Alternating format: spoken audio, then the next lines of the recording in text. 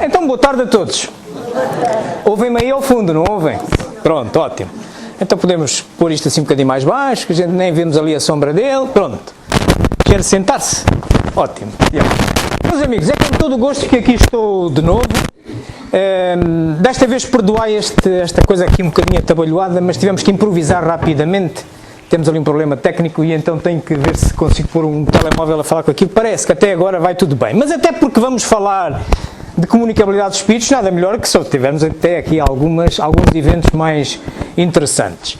Ora bem, este tema, comunicabilidade dos espíritos, para aqueles que já estudam o espiritismo há mais tempo, de certeza se recordarão que é uma das bases filosóficas do espiritismo. Se formos, por exemplo, à Wikipédia, vamos lá encontrar 19. Na realidade, Kardec, quando estudou, já há quase 200 anos, 160 e tal anos, quando estudou o espiritismo, ele mais ou menos concentrou-se em 5 bases mais importantes. São estas que nós aqui temos e que vemos-las todas espelhadas no primeiro livro da codificação, que é o Livro dos Espíritos. Temos Deus como a primeira e a mais importante, um Deus único, omnipotente, independentemente do nome que a gente lhe queira chamar. Chamemos-lhe Alá, Brahma, Rama, arquiteto. É importante é que seja único, porque senão haveria outro. Então havia uma discussão de Deus, não pode ser. Filosoficamente só pode existir um. A essência de um ente que é o espírito, isto é, um ente que não tem natureza material, que sobrevive à matéria e continua, e tem um atributo muito importante, que é a inteligência. Ora, quando eu estou a comunicar convosco ou vocês comigo, estamos a produzir atos inteligentes, não é verdade? Eu estou a organizar palavras num contexto para vocês perceberem. Então, o espírito comunica-se. Estamos a comunicar encarnados com encarnados, mas temos evidências de que também os desencarnados comunicam entre si e comunicam connosco, e nós com eles. É deste tema que vamos tratar hoje.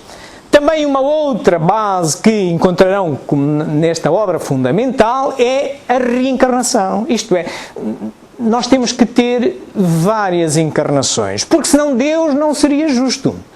Imaginai que agora está aqui no Hospital de Portimão a nascer uma criança que vai morrer daqui por 3 ou 4 horas. Se houvesse só uma vida encarnada, Deus é injusto, não era? Um tirinho só, e nós já com dezenas de anos?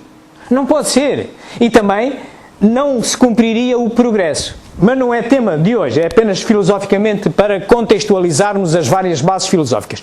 Por último, a pluralidade dos mundos. Pois nós não estamos aqui só. Nós não saímos ali à noite e vemos o céu estrelado e vamos achar que é só para deleite dos nossos olhos. Seria menosprezar a inteligência do Criador. Criar tudo isto só para deleite dos nossos olhos. Não, há muitos mais seres. E, aliás, o tema de hoje vai-nos mostrar isso também de alguma maneira. Destes 5 bases, filosoficamente, pela razão, nós encontramos-las todas no Livro dos Espíritos. Contudo, cientificamente, alguns deles apresentam já evidências. Já apresentavam no tempo de Kardec e apresentam hoje ainda mais. Vamos, então, olhar aqui para esta base que hoje queremos tratar. A comunicabilidade dos espíritos. No tempo de Kardec e do que nós podemos ler na codificação fundamental, nomeadamente Livro dos Espíritos e Livro dos Médiuns, ela era fundamentalmente a transcomunicação mediúnica. Isto é, feita comunicação entre encarnados e desencarnados e vice-versa através de um meio humano, meio ou médium humano. Ainda hoje assim se pratica. E filosoficamente está bem justificado, quer no Livro dos Espíritos e fundamentalmente no Livro dos Médiuns, que é um livro de natureza absolutamente científica. Já iremos falar um bocadinho mais sobre ele.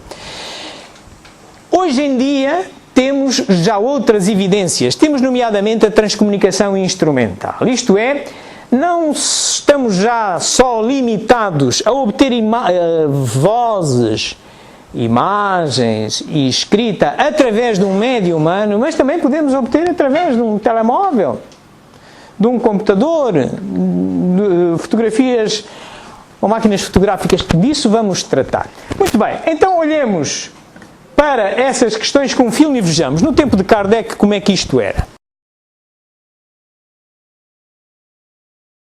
Em 11 de dezembro de 1847, uma família de origem alemã se instalou em uma modesta casa no vilarejo de Riedesville, estado de Nova York, nos Estados Unidos.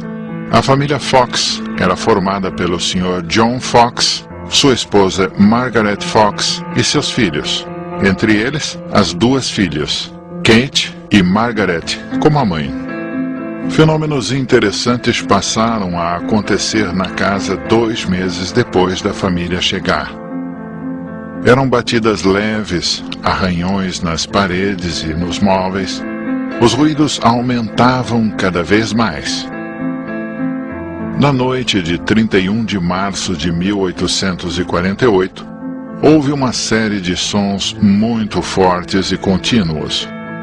A garota Kate desafiou a força invisível a repetir, com algum barulho, a quantidade de palmas que ela batia.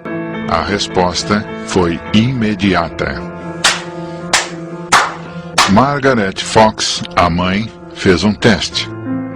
Perguntou algo que somente ela ou algum familiar podia responder. Perguntou as idades de seus filhos. A resposta veio com exatidão. Perguntou se era um espírito que batia. 2 pancadas responderam sua pergunta. Assim, Margaret iniciou uma espécie de entrevista, onde acabou descobrindo que aquele era um espírito de um homem que foi assassinado naquela casa e que seus restos mortais estavam enterrados na adega. Na época dos fenômenos, as 2 garotas, Margaret e Kate, foram afastadas de sua casa, pois suspeitavam que os fenômenos eram ligados à presença de ambas. Entretanto, os ruídos acompanharam as irmãs Fox. Em algum tempo, os fenômenos já aconteciam nas residências de outras famílias. Isso fez com que surgisse uma onda espiritualista que passou da América para a Europa, onde o terreno já estava preparado para o estudo, aliada ao desenvolvimento científico. A forma mais comum de manifestações na Europa foi a das mesas girantes, fenômeno que chamou a atenção de filósofos como o intelectual Denisard Hippolyte Léon Rivail, futuro Allan Kardec. Assim começou estas evidências que despertaram a atenção de Allan Kardec. São fundamentalmente de mediunidade de efeitos físicos, mas exigem a presença de um médium humano. Vimos que aquelas irmãs Fox, se não estivessem na casa, não se produziam. Aqueles golpes podiam estar lá de todas as outras pessoas, mas não se produziam. Mas, contudo, esses golpes e esses ruídos continuavam a produzir-se onde quer que elas estivessem. Portanto, elas tinham uma capacidade própria, mas, de novo, residente nela. Daí se chamar transcomunicação mediúnica. Daí para cá, outras coisas foram acontecendo. E vejam isto.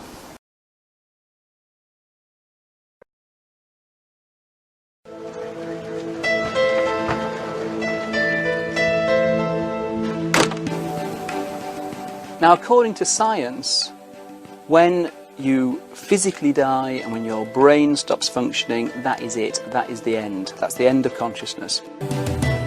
One day in the summer of 2002, Martha Copeland of Lawrenceville, Georgia, played back a sound recording she'd made earlier that day and heard the voice of her daughter Kathy disciplining her dog.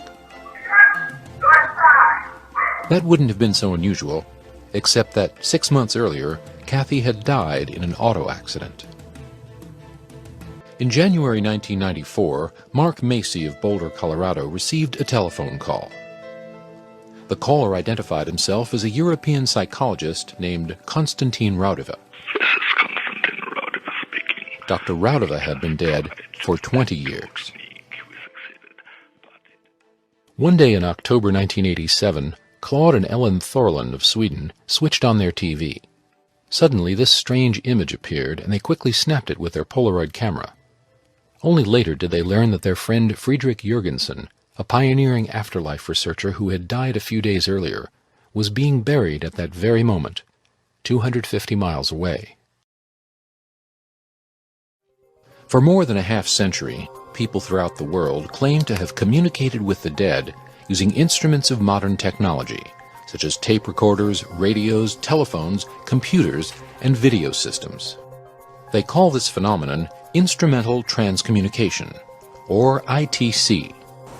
Ora, é isto nestes 160 anos que entretanto decorreram, com o aparecimento desta parafernália eletrónica, gravadores, televisores, telemóveis, etc., hoje consegue-se obter vozes que dizem ser dos mortos nestes aparelhos. Vamos no final verificar qual é a explicação espírita para isto. Estamos de novo no domínio de uma capacidade mediúnica de efeitos físicos, só com intensidades energéticas bastante baixas, e então qualquer um de nós, independentemente da sua capacidade mediúnica ostensiva, pode ter mais ou menos, aqueles que não a têm ostensivamente, mas que todos comunicamos entre nós e com outras dimensões, mesmo aqueles que não têm uma capacidade mediúnica ostensiva, conseguem obter através vozes, nomeadamente através desta forma. Já vamos ver porquê, vou-vos explicar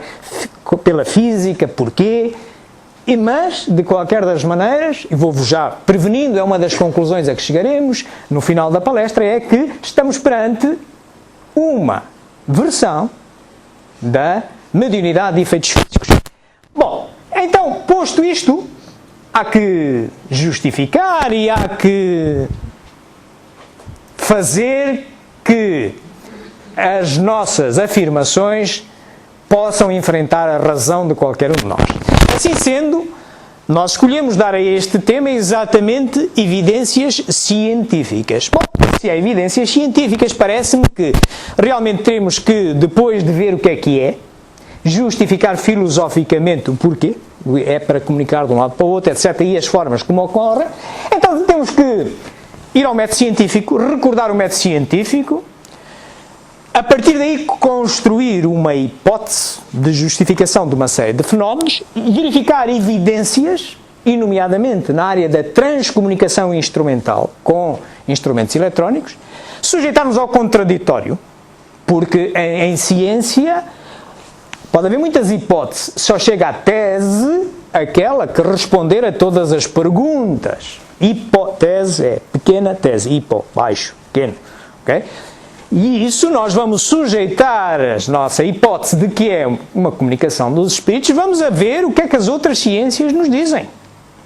E por fim, então, iremos concluir. Recordemos então o método científico.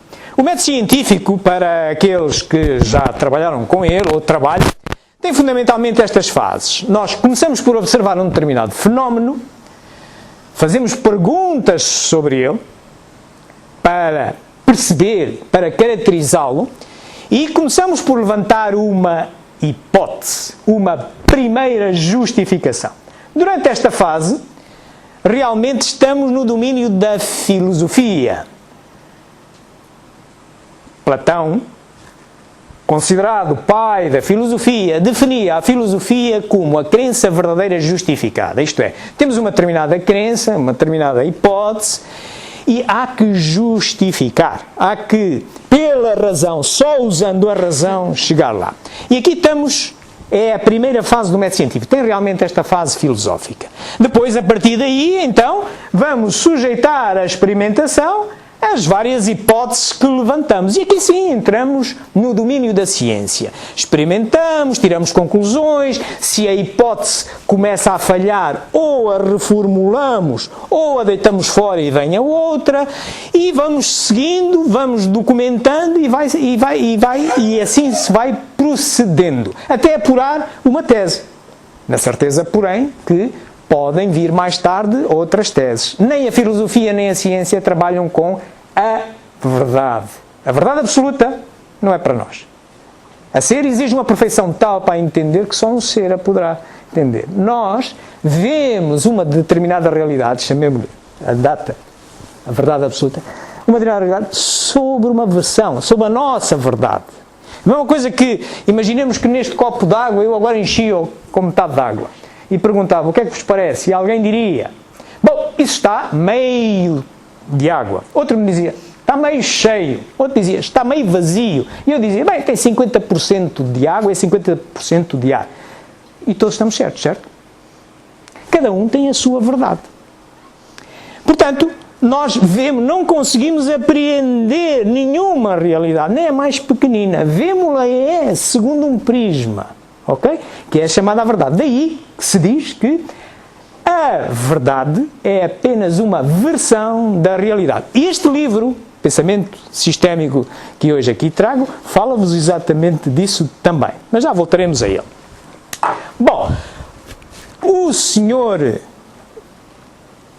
Aristóteles, que era um discípulo de Platão, ele é considerado o pai da ciência e, pegando naquela justificação, ele verificava que daquele conjunto de conhecimento que se chegava só pela razão, havia algum conhecimento que a gente podia levar a um laboratório, não é? Levar a um laboratório, experimentar, deduzir leis universais e fazer documentação. É por isso que o livro dos médiuns é um livro científico. Porquê? Porque lá estão as leis que regem as capacidades mediúnicas que Kardec, pela experimentação, foi concluindo. Portanto, e ele disse que a ciência era a crença verdadeira e justificada, mas comprovada. Fácil é de perceber que Deus escapa a qualquer comprovação laboratorial, certo? Ele é que nos podia levar a um laboratório. A Deus nós só chegamos pela razão.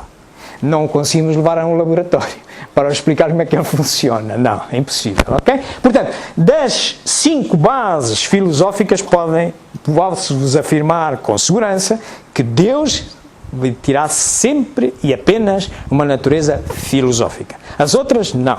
Já podem ter natureza científica, como é este caso. Muito bem.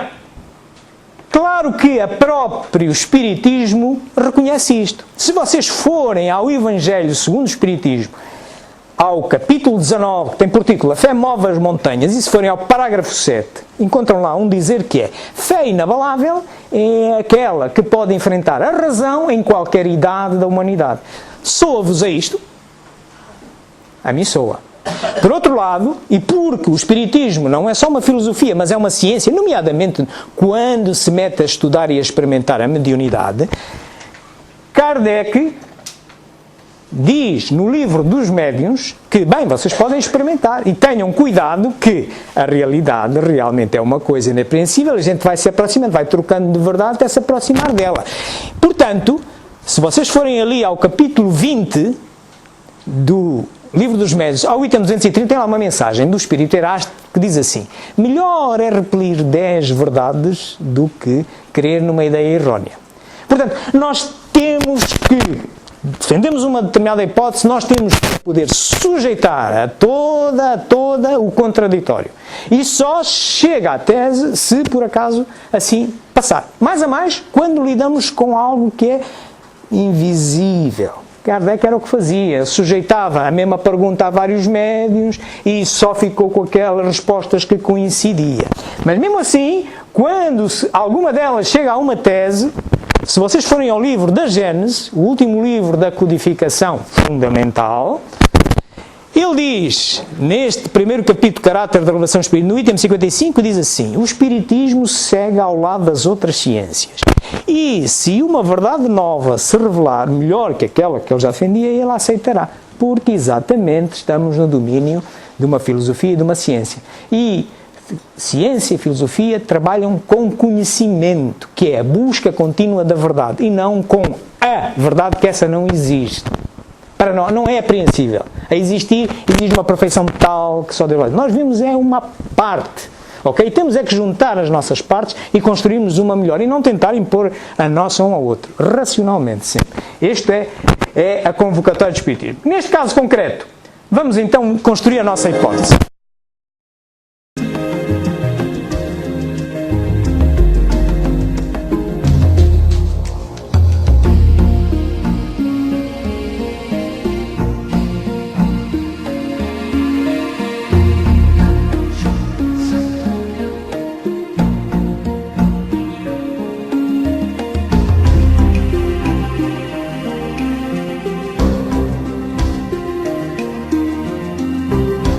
Parece-nos bem este silogismo? Estamos a pensar bem?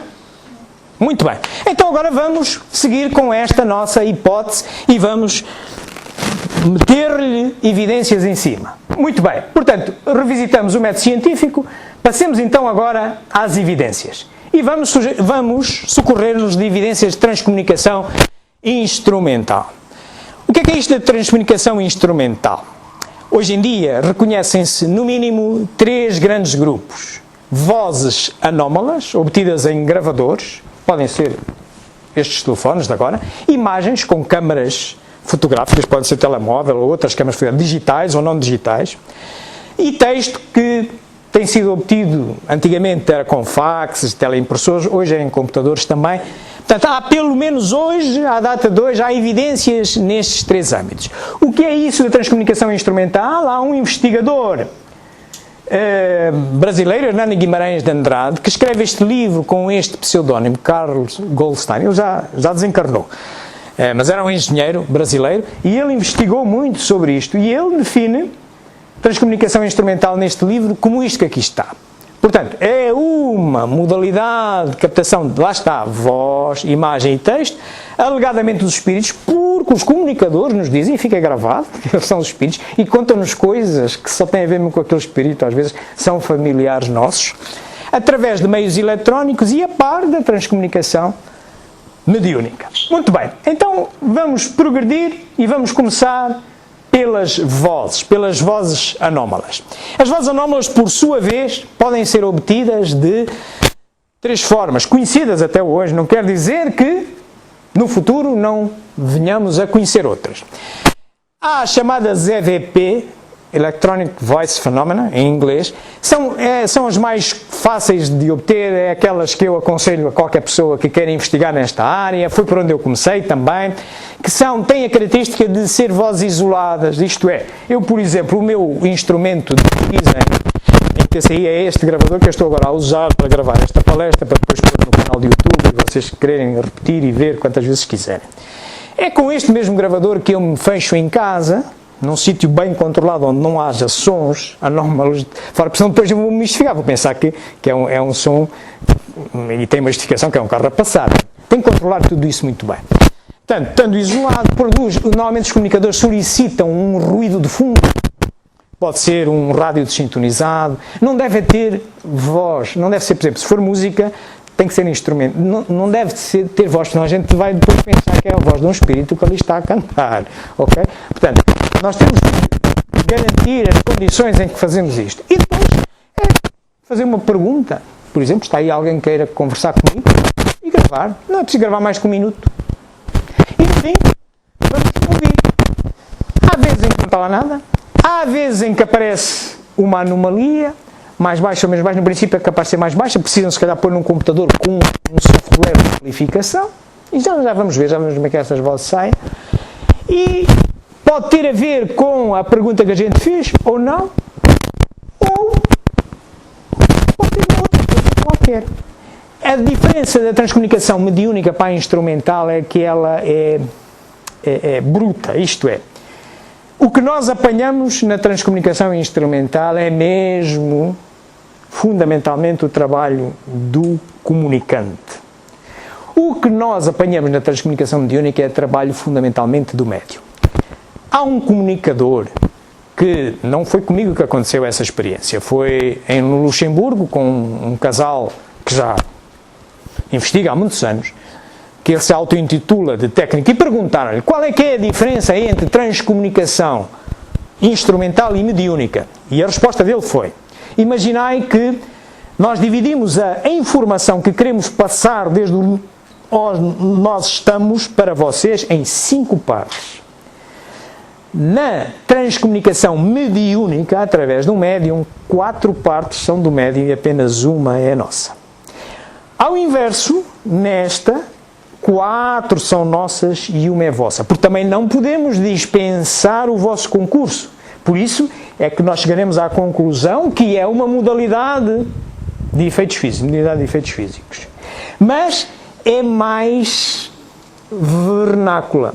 Porque o médium humano, para aqueles que já estudaram ou estudam a mediunidade, sabem claramente que O médium é como se fosse uma antena, capta algo, não capta uma linguagem, é uma sensação, uma vontade de escrever algo, ou uma ideia que lhe entra e tal, mas para isso acontecer, o médium tem que interpretar e tem que ter recursos, quer de linguagem, quer de conhecimento, para interpretar aquela sensação. Ok? Então vai sair, é um filtro, vai sair aquilo que ele conseguir colocar. Não vai ser exato, não, nunca, ok? Mas pode ser mais ou menos aproximado. Muito bem, então vamos continuar. Então vamos passar para as EVPs, vamos ver como é que isto nasceu. O fenómeno das vozes eletrónicas, que são as tais vozes autonomizadas que se utilizam, começa assim. Vamos ver aqui um filmezito.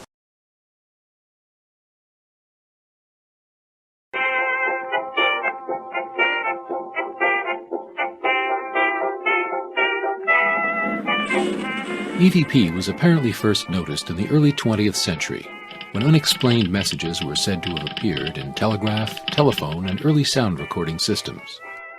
As communication technologies developed, the idea of using them to contact the souls of the departed fired the interest of a number of well-known scientists and inventors, including Alexander Graham Bell, Nikola Tesla, and even Thomas Edison, who proposed building a device to capture spirit voices. In 1939, Attila von Soleil, an American photographer, claimed some success at EVP using a phonograph record cutter, and in the 1940s with a primitive wire recorder, a precursor to the modern tape machine that recorded sounds on spools of thin magnetic wire. Then, as tape recorders became popular in the 1950s, people reported hearing mysterious voices in their recordings. The first person to research EVP in depth was the Swedish artist and filmmaker Fredrik Jürgensen. In 1959, he was using his portable recorder to tape nocturnal bird sounds for a documentary. On playing back the tape, along with the sounds of the birds, he was amazed to hear faint voices discussing nocturnal bird sounds. Convinced that he was recording messages from the dead, Jürgensen devoted the rest of his life to researching the phenomenon. He went on to record thousands of voices in several languages, established that they often interacted with the experimenter, and published his findings in several books. One of Jürgensen's pupils and collaborators was the Latvian psychologist and philosopher Konstantin Raudava. Raudava worked endlessly to persuade scientists and the public that with simple recording equipment it was possible for the dead to speak to the living. During his lifetime, he recorded 70,000 voices in 6 different languages. The experimenter states that in his opinion man cannot grasp the events after death with his intellect. A voice replies in German, kann. He can. German physicist Ernst Zinkowski was an early EVP experimenter. I began in 1976, and after the second or third test, I immediately got voices saying, "We are the dead, we are alive, we are able to think and to speak." Well, one of the first extraordinary voices I received 14 days after I started was the voice of my late father. And he addressed me with my nickname he used when I was a little boy. Estão a ver? Estas são as vozes. À primeira vista, vocês entenderam o que estava a ser dito, porque estava ali escrito. Agora imaginai que eu não tinha posto ali os subtítulos. Veem como elas são. Às vezes é difícil. Hoje em dia, há formas, os computadores já nos auxiliam melhor a dar uma contextualização às vozes. Quando eu comecei a experimentar nesta área, por volta de 2006, ainda os computadores não estavam assim muito desenvolvidos nesta área e como nós fazíamos era uma espécie, chamávamos painel de ouvintes, isto é, nós obtínhamos, cada um experimentador, este senhor, o Zinkowski, também experimentei com ele, já faleceu, nós obtínhamos uma voz, algo ali, uma anomalia, e então fazíamos uma interpretação, nós não dizíamos nada a ninguém e íamos passando por outros ouvintes. E ficávamos com a interpretação que coincidisse. Se não coincidisse, não vale a pena. Hoje em dia, com o advento dos computadores, nós hoje conhecemos qual é que é a representação gráfica sonora, por frequências, do A português, do A francês, do N em cada língua, etc. E então é só metermos digitalmente no computador e ele compara e dá-nos uma percentagem de acerto. Normalmente, ficamos com a percentagem de acerto que sobe dos 95%. Isto tem a probabilidade de ser 95% um A português. E ele dá uma sugestão de interpretação. É o advento dos computadores. Isto são as vozes, as EVPs ou as vozes autónomas. Como eu vos disse, eu também investigo nesta área e comecei a investigar já vai há um tempo. Quem foi a minha mestra foi esta senhora, a doutora Anabela Cardoso, que é uma autoridade nesta área. Ela é uma filóloga portuguesa e é cônsul-geral, já está reformada neste momento, mas é cônsul-geral de Portugal em Vigo. Tem um livro sobre ela, tem um jornal bimensal, em português, espanhol e inglês, e são imagens com ela, enfim, pronto, da nossa investigação. Muito bem, passemos agora às vozes diretas de rádio. Não é o meu caso, eu fundamentalmente fico-me pelas EVPs. Porquê? Porque é que eu fico pelas EVPs? Porque o que eu queria fundamentalmente era obter uma comprovação daquilo que filosoficamente eu já conseguia chegar com o espiritismo, com a transcomunicação mediúnica. E com a transcomunicação mediúnica a gente pode obter até um livro, pode obter uma mensagem corrida, é diferente que está voz a voz, voz a voz. De qualquer das maneiras, há experimentadores, nomeadamente a Anabela Cardoso e outros, ela não é espírita, hein? Atenção, não estamos a falar de algo que seja do espiritismo, que começaram a tentar com vozes diretas de rádio e para obter uma interação. E sim, consegue-se. Vamos ver como e porquê. Vamos olhar aqui para um filme.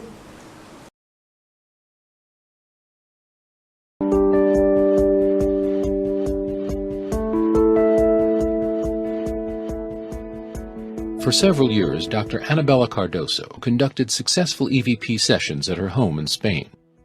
In 1998, during an EVP session, Dr. Cardoso was using one of her older radios to provide white noise for an EVP experiment. Suddenly, out of the radio came a direct response to one of her remarks, spoken in her native Portuguese.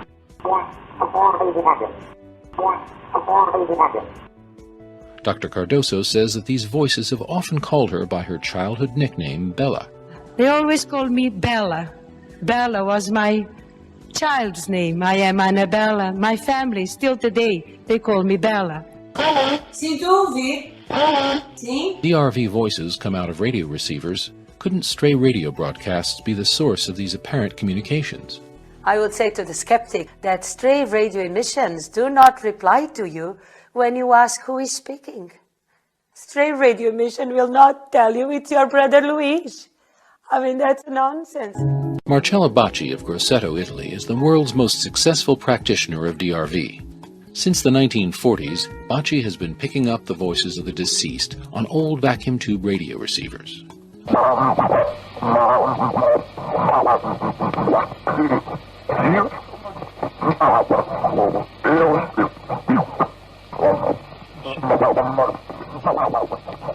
In over 6 decades, Bacci has never charged for his services or accepted a single donation. Scientists and researchers from around the world have investigated Bacci. Engineer Paolo Presi and his colleagues from Il Laboratorio have been investigating him since 1974. To date, no one has ever found the slightest evidence of fraud. Despite nearly 4 decades of accumulated evidence, some skeptics still insist that the voices could be faked by transmitting them from a remote location. But repeated scientific analyses have ruled this out, and have also established that the voices themselves are highly anomalous and do not originate in a human vocal tract. In 2004, a group of afterlife researchers, including Dr. Anabela Cardoso, Professor David Fontana, Robin Foy, and physicist Mario Festa, joined engineer Paolo Presi for a session at Bacci's Center in Grosseto. Il 5 dicembre del 2004. Dove vai Erardo Bacci? In questo universo niente finisce. Cambia semplicemente l'uomo. Initially, the voices emerging from Bacci's radio spoke in Italian, but then Bacci reminded them about his English-speaking guests. Senti, ci sono anche degli inglesi, degli amici, che vengono da molto lontano. I'm sorry, Bacci.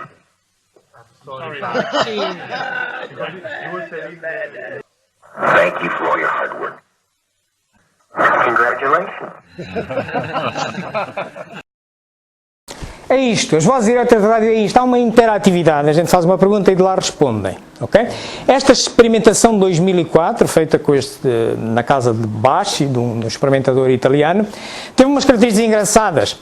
Ele utilizava um rádio como este, de válvulas ainda, e começaram por retirar as válvulas, porque uma das possíveis justificações é que seja uma emissão de rádio perdida, mas é como dizia a Anabela Cardoso, mas como é que uma emissão de rádio perdida vai dizer que é o meu irmão Luís? Ok? Pronto. Tiraram as válvulas e continuou as vozes e chegaram ao ponto de desligarem da energia o rádio e durante 20 segundos continuou a falar. Alguém forneceu energia para isto, por isso, mais um contributo para a conclusão que eu adiantarei no final, que é uma versão da minoridade de efeitos físicos. Isto é vozes diretas de rádio. Ora bem, outra coisa é vozes por telefone. Sim, existem. Existiam no tempo daqueles gravadores atendedores automáticos e existem hoje através dos nossos telefones. Vamos ver o que é que isto é num filmezinho.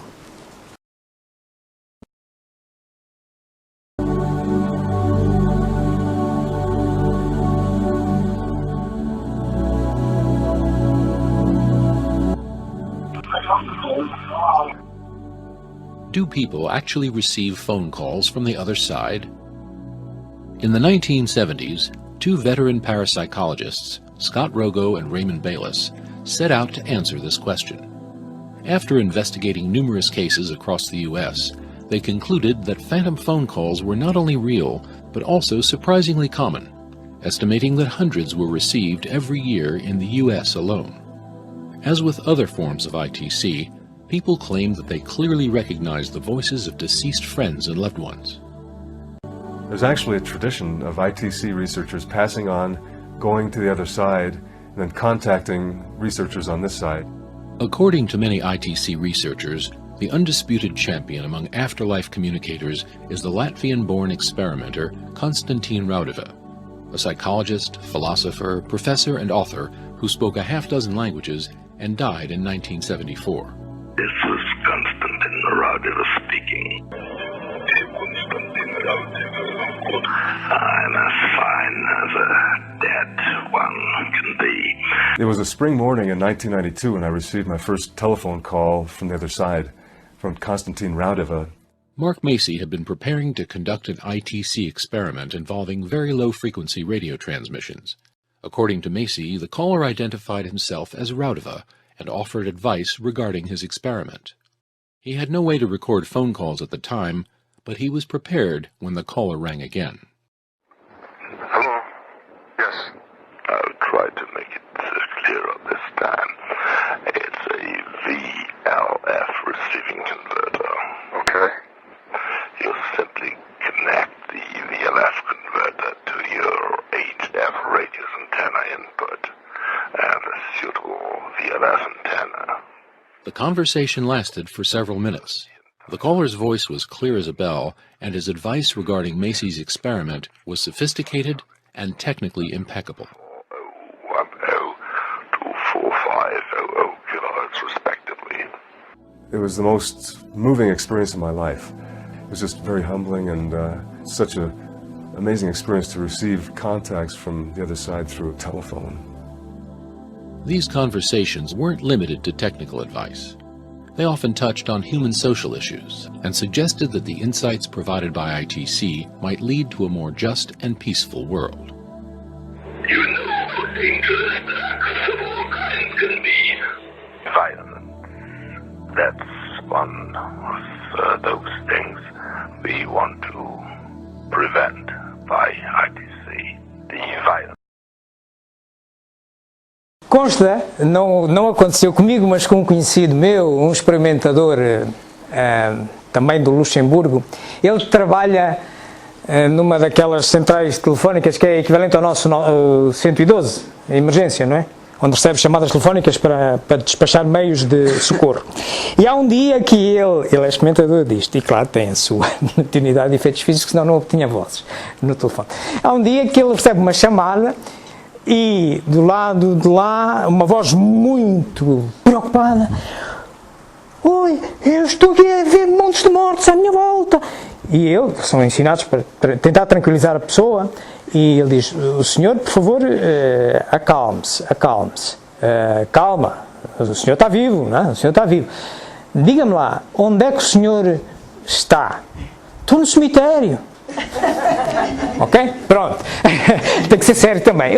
Há coisas que são brincadeira. Muito bem, vimos também a parte das vozes está esgotado. Passemos agora a uma outra área onde eu também investigo, mas esta área, e eu, de novo, a minha curiosidade em investigar em imagens é exatamente só para, de novo, comprovar aquilo que já obtinha também por vozes. Esta área eu diria que é o parente pobre.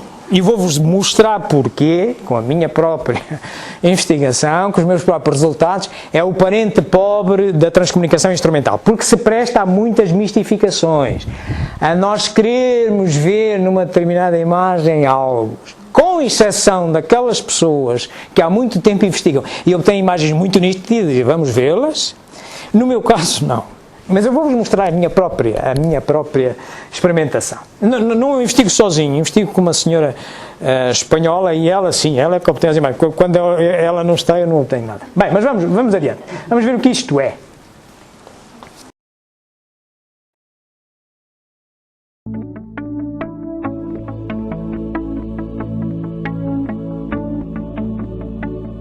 Jürgensen spent his later years in the southern Swedish town of Hur, and died in October 1987. At the exact moment of his burial, his friends Claude and Ellen Thorlin, who lived about 250 miles to the north near Stockholm, experienced a strange phenomenon. According to Mrs. Thorlin, she heard an inner voice prompting her to switch on her TV and tune it to an unused channel. As she did so, the screen went dark. Then a spot of light appeared which grew into this image. As if to fulfill his own prediction, Jürgensen was not the first to produce images of the deceased on a television screen. That honor probably belongs to Klaus Schreiber of Aachen, Germany. Schreiber constructed a video feedback loop, which produced highly unstable forms that he was told could be manipulated by those on the other side. By 1984, Schreiber's perseverance paid off, and he began to receive many remarkable images. By laboriously advancing his tapes frame by frame, Schreiber was able to isolate and study these single images or short sequences in which the pictures would often emerge from random shapes. No account of visual ITC would be complete without mentioning Robert Vandenbroek, who lives near the tiny village of Hoeven in the Netherlands. When we visited Robert in February of 2014, we brought 2 video cameras to test and document his talents. To preclude any tampering or substitution, we brought our own still camera which had no built-in memory, and we used a distinctive type of memory card that had not been manufactured for at least 5 years. We numbered each card in advance and erased it in full view of the video cameras prior to every test.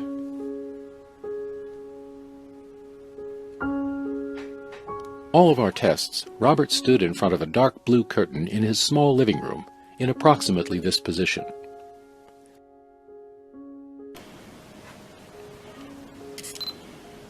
At the end of each test, he handed the camera back to us, and we placed it on this coffee table to unload the memory card into a password-protected laptop computer. The camera, the computer, and all the memory cards remained visible to us at all times. Here are some of the images that appeared under these conditions. In this one, a curious energetic swirl resolves into an apparent human hand. Most intriguingly of all, 2 distorted images appeared that resembled Friedrich Jürgensen in his later years.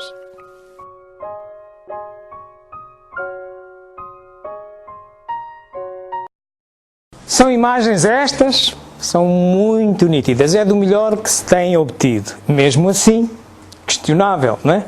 Mas pronto, feito com todos os cuidados. Depende de facto de uma capacidade humana. Este homem, que vive em Uven, neste momento, o Robert van der Broek, é do que temos aí com mais capacidade nesta área. Vocês verificam, é como uma câmara fotográfica tira aquilo.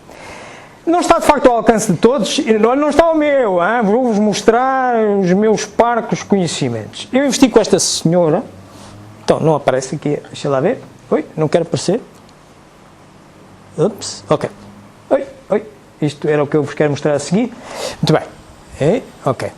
Eu investi com esta senhora e ela sim, ela tem muitos anos de investigação e tem realmente uma capacidade que eu não tenho. Ela tem um site, é a Mariana Casademont, tem um site próprio, este que aqui está. E a melhor imagem que eu consegui é esta. Isto é a minha avó, morreu em 1993 e o melhor que eu consegui é aquela imagem que aqui está. Vocês dir-me-ão, será? Eu quero ver a minha avó. Pronto, ok? É só para vos dizer que é o parente pobre.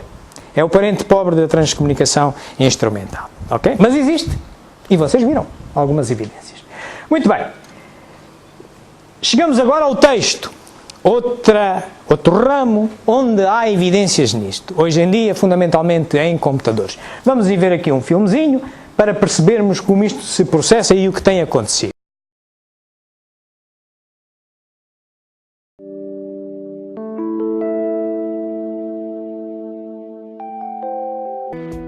Technical writer Mark Macy of Boulder, Colorado, has been one of America's foremost investigators and advocates of instrumental transcommunication. In October 1995, a colleague in the small European country of Luxembourg sent a message to Macy that purported to be one of many that had appeared on her home computer. As with the home tape recorder in the 1950s, the advent of the personal computer in the 1980s and 90s gave rise to claims of anomalous messages that seemed to appear out of nowhere, often on simple machines that had no connection to an outside network. This message, addressed to Mark Macy and one of his collaborators, claimed to be from an obscure journalist named Arthur Beckwith, who was born in England in 1832, was married in Jamaica, and eventually settled in Brooklyn, New York. He died the same day the Titanic sank in 1912. I hired a private investigator in England to look up the records of Arthur Beckwith in that area, and Arthur Beckwith turned out to be born in 1832. Arthur mentioned in his letter that he was employed by the Sun and the Brooklyn Daily Eagle and the Citizen. So I went to the public library in Brooklyn, New York, and we found out that sure enough, Arthur Beckwith was employed on those newspapers, and we found his obituary. A colleague of mine went to the National Archives in Washington, D.C. The census records showed that Arthur Beckwith was a 68-year-old widower in the year 1900, living at 150 Schermerhorn Street in Brooklyn. Arthur also mentioned a man in his letter named Bill H. Lynch, who had been a rector at St. John's Roman Catholic Church in Lambertville, New Jersey. So we went to that New Jersey church, and sure enough, we found a record of William Lynch, who was a rector at that church at the time.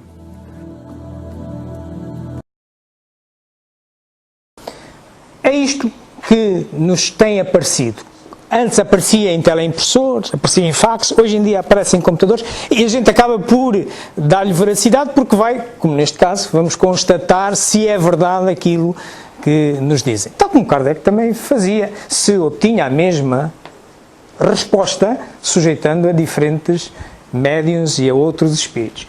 Muito bem, portanto, estas são as evidências que hoje temos no nosso mundo eletrónico, no nosso mundo tecnológico, e é claro que sobre isto, como em qualquer ciência, nós temos que nos sujeitar ao contraditório e ver outras justificações. E vamos olhar para outras justificações que nós encontramos. Que justificações nos dão outros ramos das ciências? Dizem-nos, por exemplo, que aquilo pode ser vozes captadas acidentalmente, nomeadamente as vozes diretas de rádio. Já vimos como é que vai dizer que é o meu irmão Luís, como dizia a doutora Anabela Cardoso. Portanto, poderia ser uma emissão perdida de rádio, mas como é que depois há diálogo? Como é que há diálogo? Como é que na emissão de rádio a gente ouve de lá para cá, não é ao contrário, não é? Portanto, e a gente responde e não parece. Também há outros que dizem que, mais nas áreas das psicologias, dizem que pode ser um fenómeno psicocinético, autónomo, voluntário, tipo poltergeist. Poltergeist são os fenómenos de teletransporte, aqueles que movem uma moeda de um lado para o outro, ou dobram uma colher, ou isto ou aquilo. Sim, há pessoas que têm esse poder. Bem, mas se assim for, então vamos tentar contrapor isto. Então, primeiro, quanto à capacidade acidental, e não quer passar a imagem, está. Quanto à capacidade acidental, como já começamos por ver, ela não explica algumas coisas. A forma poliglota. Então como é que muda de... Estamos a ver italiano, no rádio estava a ser italiano, depois passou para inglês, depois a senhora é o meu irmão Luís, e depois há uma conversa. Não explica. Como é que explica isso? Como é que é? Se é acidental, não é inteligente, não tem uma finalidade. Quanto à questão dos diálogos, como é que se fazem diálogos? Lá está, eu na rádio, se eu estou a ouvir na rádio, eu de lá para cá, agora eu de cá para lá, posso falar para a rádio, ela não me vai ligar nada, não é? Portanto, como é que se obtém esses diálogos? Quanto à outra justificação do poder psicocinético, bem, então, se a gente tem um poder tamanho desse, porquê é que eu tenho que ligar o gravador? Ou porquê é que eu tenho que ligar o telemóvel? É que se eu não o ligar, se eu não puser cá energia, nada vai acontecer. Nada vai acontecer. Então, se eu tenho este poder, porquê é que eu tenho que ligar? E então, se eu tenho esse poder, para que é que eu necessito de um processo tão complexo de interferência eletromagnética quando eu podia, se eu tenho esse poder, dou a voz. Foi só para ser voz direta. Não é? Mas não, eu preciso de ir gravar num gravador, numa USB ou numa cinta. Porquê? Onde é que está, afinal, esta capacidade psicocinética tão grande? Muito bem. O que é que o Espiritismo nos diz sobre isso? A tese espírita, sobre isto, parece que, e com os conhecimentos que eu tenho, naturalmente isto vai nos conduzir a uma modalidade de efeitos físicos. E porquê?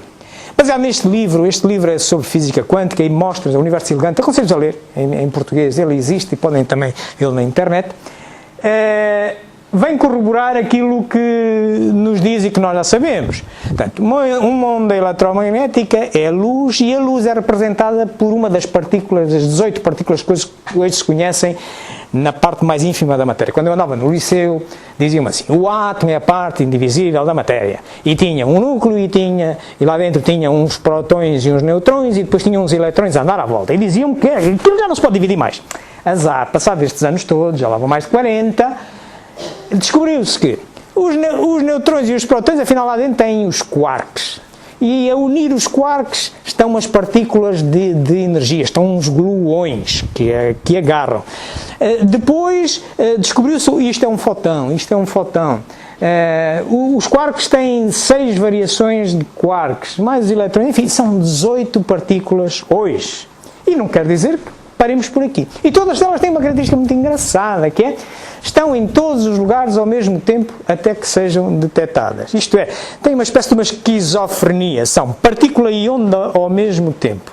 Quando são detectadas, elas ficam partículas. Deixam de se detectar, com instrumentos eletrónicos, por exemplo, e elas tornam a assumir todas as possibilidades que ocupam no espaço.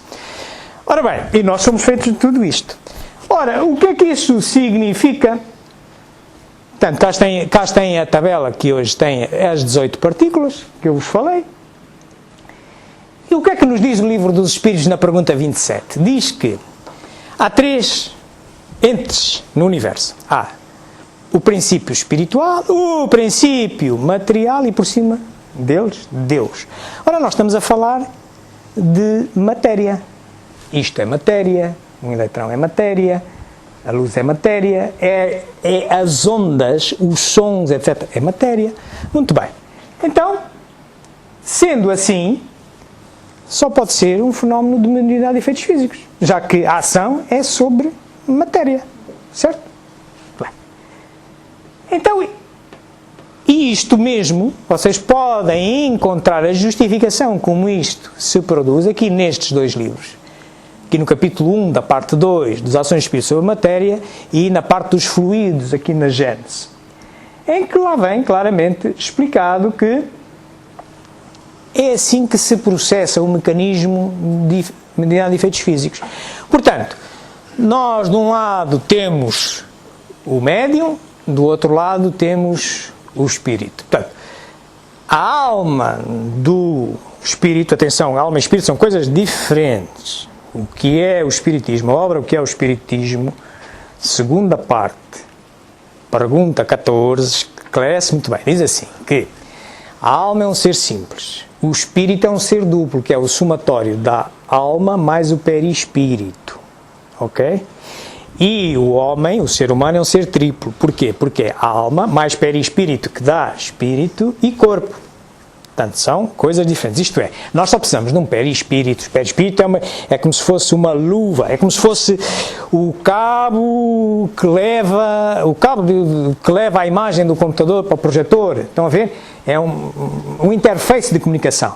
Mas nós sabemos que há planetas onde já não se reencarna. Ao progredir, já não precisamos de encarnações. Então, para que é que eu hei de andar no verão com um casaco se eu posso viver sem ele? Estão a ver? Portanto, há 300 aqui. Embora, comumente, a gente, porque não consegue conceber um efeito inteligente sem ser por uma materialização, a gente confunde a alma com o espírito. Mas, filosoficamente, são diferentes. Ok?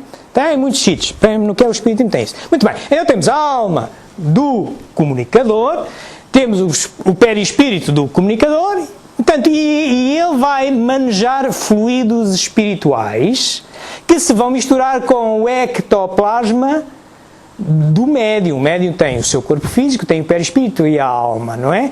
Portanto, ele vai fornecer, porque não há milagres, ele tem que fornecer uma energia. Nós chamamos de ectoplasma, poderá ter outras designações, mas... E então é a partir daí que, condicionando da forma adequada estes fluidos, através do fluido universal que une o princípio inteligente ao princípio material, também vem na parte primeira do livro dos Espíritos, então vai atuar sobre a matéria física. É assim que ocorre, e no caso da transcomunicação instrumental, vamos agora socorrer-nos aqui do que nós sabemos. Nós temos a matéria tangível, claro que isto vai ficando mais subtil, uma onda eletromagnética já é mais subtil, mas ainda é matéria, como sendo matéria é mais densa do que os fluidos espirituais, então significa que é inversamente proporcional à necessidade de energia. Eu preciso mais energia para mover matéria tangível do que para mover uma onda eletromagnética, certo? Portanto, tem que haver maior potência energética do médium para mexer, por exemplo, uma moeda de um ponto A para um ponto B, do que para imprimir uma onda sonora num aparelho eletrónico. E isto é fácil de explicar para aqueles que se lembram da física, e podem ir à Wikipédia, por exemplo, também lá encontram isto. Esta é a fórmula que nos faz compreender o que é que se passava com a unidade de efeitos físicos no tempo de Kardec. No tempo de Kardec eram as mesas girantes, não é? Então, por esta fórmula, que nos dá uma ideia das energias que estão envolvidas, para levantar uma mesa, daquelas que chamavam dos tripés, pode ser tripé 4 pés, dá igual, não é? Mas pronto, eram muito as mesas dos pés de galo, que chamavam isso. Pronto, imaginemos um peso de 10 kg, levantá-lo 10 centímetros durante 10 segundos exige a potência de 1 watt. O médium vai ficar cansadito, pode não se dar conta, ele pode até saber que não é médio, é como o jogo do copo, muitas vezes nem se sabe quem é que é o indivíduo que vai mexer o copo, mas há um que vai ficar mais cansadito. Portanto, é a mesma coisa que eu estar aqui, 10 quilos, conseguir levantar isto, só estar aqui assim e levantar isto também. Eu vou-me cansar de certeza, não há milagres, se eu conseguisse. Mas, em contrapartida, para eu modular uma onda em amplitude modulada, eu só preciso de a milionésima parte dessa potência. Que consequência traz isto? Qualquer um de nós pode obter, no mínimo, vozes nos instrumentos eletrónicos. Porquê? Porque estes níveis são compatíveis. Nós ouvimos dizer que todos nós somos médiuns, todos nós temos uma capacidade. Nós é que só chamamos médium aqueles que o têm de uma forma potente, ostensiva, mas todos temos um residual. Nestes níveis, posso-vos garantir que é uma questão de persistência e vocês todos vão conseguir. Portanto, ela é mais universal do que a transcomunicação mediúnica. Para a mediúnica tem que ter uma ostensividade razoável. Posto isto, meus amigos, eu estaria em condições de afirmar isto. Transformar em tese que a comunicabilidade entre espíritos existe. E, para isso, nós temos aqui evidências. Os fenómenos de transcomunicação instrumental que acabamos de ver são uma evidência dessa comunicabilidade e assumem esta natureza de mediunidade de efeitos físicos pelas razões que eu vos mostrei. Naquele livro maravilhoso de Kardec, o primeiro, não é? O Livro dos Espíritos. Vocês reparem lá o que é que diz na pergunta de 954. Ele nem imaginava qual é a tecnologia que hoje íamos ter. Mas ele diz: tendes, porém, uma consolação em poderes comunicar com os vossos amigos pelos meios que estão ao alcance, enquanto não dispondes de outros meios mais diretos e mais acessíveis aos vossos sentidos. Faz sentido? Ele tinha a sua ideia. Hein? Tinha a sua ideia. E claro que neste livro, Transcomunicação Instrumental, que me serviu de referência, do Hernani Guimarães de Andrade, ele tem lá uma frase muito gira. Teremos futuramente em cada lar um equipamento para transcomunicação verbal e visual, através do qual poderemos comunicar-nos com aqueles que amamos e que nos precederam para a passagem do plano espiritual. Temos alguns ensaios. Para quem já leu a série André Luiz, se forem ao nosso lar, por exemplo, já vêm alguns ensaiozinhos. Havia uns ensaiozinhos disto. E era em 1948. Ainda não existia esta parafernália tecnológica. Meus amigos, eu para vos trazer esta palestra consultei todos estes livros que aqui estão. Estes filmezinhos, excertos de filmezinhos que fomos vendo, se vocês quiserem ver completos, às vezes alguns são mais que uma hora, têm-nos aqui, estão todos aqui. Também me baseei nesta minha obra que hoje vos trago, Pensamento Sistémico e Espiritismo, e nesta obra, para aqueles que estiverem interessados, os capítulos que abordam esta parte em específico, recomendo-vos o primeiro capítulo, em que vos falo sobre a necessidade de pensar sistemicamente. Isto é, todas as realidades que nós conhecemos são sistemas. Isto é, interagem, nós interagimos uns com os outros. E em qualquer sistema é muito mais importante as relações que se conseguem estabelecer entre as partes do que a natureza das partes. Exemplo, se vocês forem buscar uma equipa, os melhores jogadores de cada equipa do mundo, mas que estão habituados a jogar nas equipas deles, agora eles tiram-nos e vão fazer uma equipa. Provavelmente vão perder com uma daquelas equipas que joga todos os dias e está bem treinada, porque conhecem-se uns aos outros. Ou imaginai que vocês vão comprar um motor de um Ferrari, vão comprar uma cabine de um Lamborghini, vão comprar uns pneus Bridgestone de Fórmula 1, gastaram um dinheirão enorme e aquilo não anda. Porquê? Porque não tem as ligações feitas em si. Por contrapartida, um carrito velhote que a gente já tem há muitos anos, mas que está tudo bem afinadinho, as relações estão impecáveis, aquilo anda. Estão a ver? Tudo é um sistema. E nós temos que habituar-nos a pensar desta forma, porque também nós tendemos a olhar para a realidade e sempre com a nossa verdade, que é função do objetivo com que queremos estudar a realidade, mas também do conhecimento que temos. E que vamos criando modelos mentais. E logo no início eu ponho-vos umas brincadeiras, que é, por exemplo, se isto está certo, neste caso é um veleiro, o vento está a soprar daqui para ali, se isto é possível, se está certo ou se está errado, se esta imagem é verdadeira. Tenho lá umas coisas para vos dizer que nós, às vezes, o nosso pensamento nos engana com modelos mentais. Bom, posto esta primeira parte para se perceber do que é que estamos a falar, isto é um ramo novo da ciência, pensamento sistémico, está ligado também com o caos. Se vocês passarem então ao quarto capítulo, em que trato do espiritismo como sistema, cá tem. Este é o sistema que eu visualizo, é a minha verdade, como eu visualizo o espiritismo, com as tais bases filosóficas que aqui estão. Naturalmente, a Deus é mais importante e é através dela que a finalidade de qualquer sistema de espiritismo é o progresso moral, mas claro, aí ele vem desembocar o espírito, e é porque existe o espírito que há a comunicabilidade dos espíritos, é porque há a comunicabilidade dos espíritos que nos dizem que há a reencarnação, e aquilo torna a provar que é o espírito, e claro, que é através da comunicabilidade dos espíritos que a gente sabe que há a pluralidade dos mundos habitados, ok? Posto isto, vocês vão encontrar nesta parte, no capítulo 4, vão encontrar toda essa parte que se refere a esta palestra, e não só, à reencarnação, ao espírito em si, falamos de experiências quase-morte também, sempre numa perspectiva científica, pluralidade dos mundos, falamos da física quântica, da astronomia, da astrofísica, dos esforços que existem, e vemos as ligações entre eles.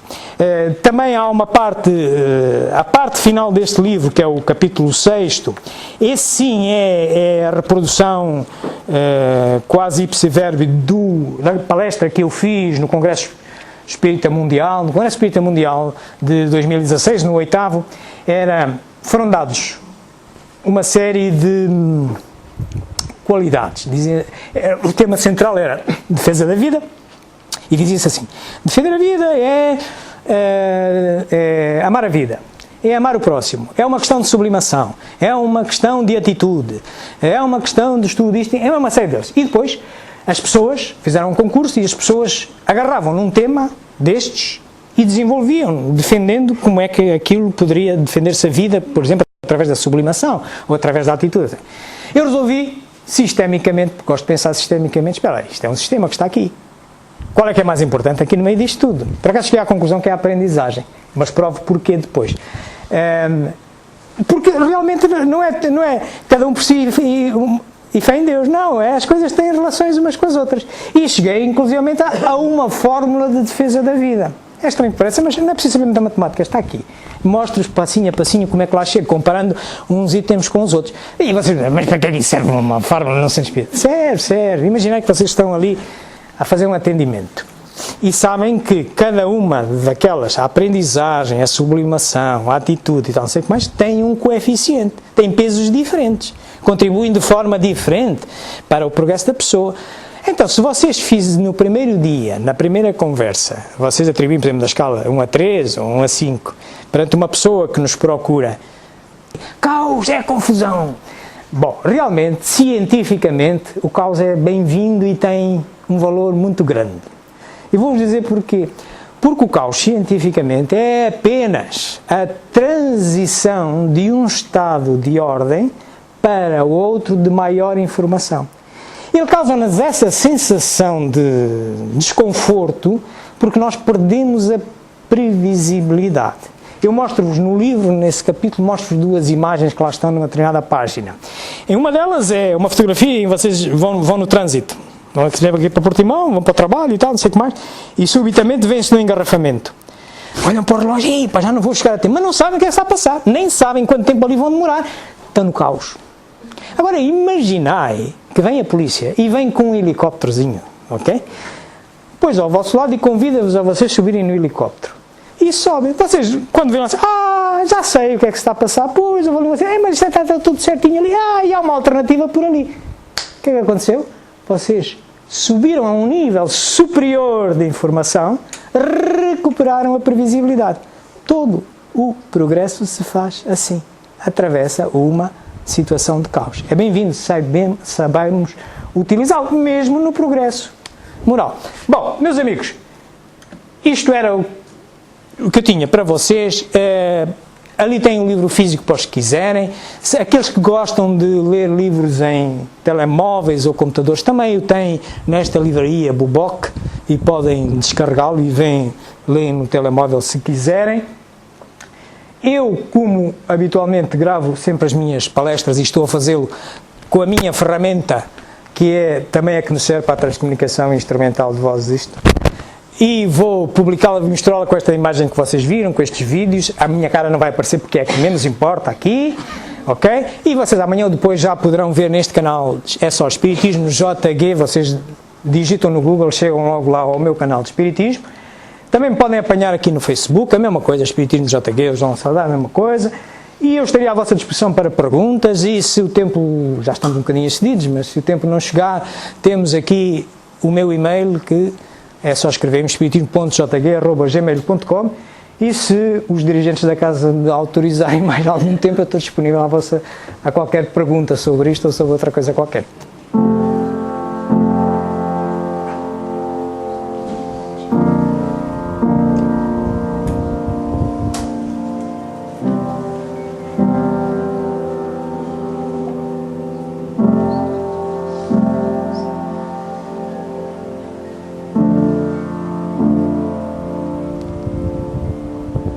Vamos ao som desta música suave, destes sons que afinal são manifestações físicas também e que eventualmente podem ter contributos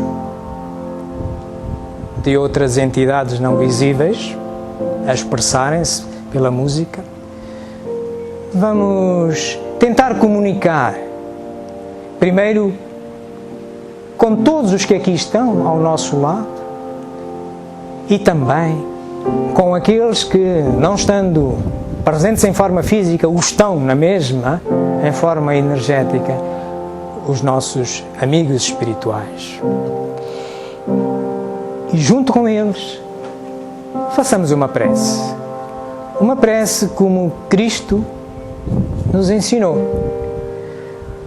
E ensinou-nos que qualquer prece deve não apenas pedir, que é o habitual, mas também louvar o Criador, também agradecer.